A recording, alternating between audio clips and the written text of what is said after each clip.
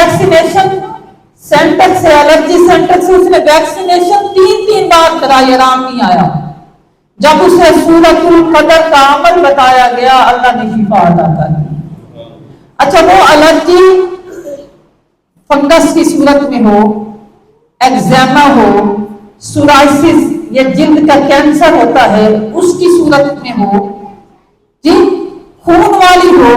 تھوڑے پھنسی والی الرجی ہو، انفیکشن والی الرجی ہو، الرجی کی تمام اقسام، جلد کی تمام اقسام، کیونکہ اللہ نے حضرت شمعون کو جلد کے مسائل یعنی ناک کاٹ دیا گیا تھا، اس کو دوبارہ کیا، تو اس نسبت سے علماء فرماتے ہیں جلد کی تمام بیماریاں جس کو ہوں وہ شخص 121 بار سورۃ قدر کو پڑھے، پانی پہ دم کرے، اس میں سے تھوڑا سا پانی لے، اس میں کوئی بھی تیل ملا لے، سرسوں کا تیل ملا لے، اس پہ 11 دفعہ سورۃ القدر پڑھے، پڑھ کے جہاں جہاں الرجی ہوتی ہے وہاں لگائے، انشاءاللہ تعالی الرجی نہیں ہوگی، الرجی ختم ہوتا چلے جائے گی۔ جتنا بڑا انفیکشن ہے اتنا ہی بڑا عمل دے رہا ہوں، الرجی نہیں رہتی، کسی بھی قسم کی ہو، وہ کسی بھی طرح کی ہو، تمام علاج معالجے جب عاجز آ جائیں تو اللہ کی اس سورت کو پڑھ کے جو عمل بتایا ہے آپ کریں، آرام آئے گا۔ حتیٰ کہ میرے پاس بچہ پڑھتا ہے، اس بچے کو پچھلے 6 ماہ سے نیند نہیں آ رہی تھی،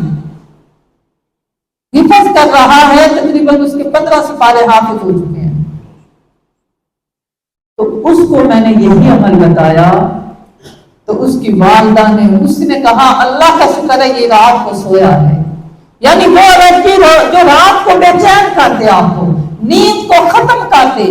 آپ اس کے اوپر یہ آزمائیں، اللہ کی قدرت کے شاہکار دیکھیں گے، اس کی کلام کی طاقت کو دیکھیں گے، ہمارا ایمان مضبوط ہو جائے گا اور اللہ پہ یقین مضبوط ہو جائے گا۔ دعا ہے خالق کے کائنات ہم سب کو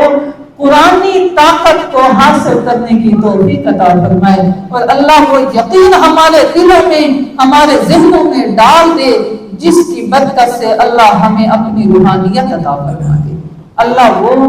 عظیم چیز عطا فرما دے جسے سکون کہتے ہیں، اللہ وہ ہمیں عطا فرما دے گا۔ وما علیہ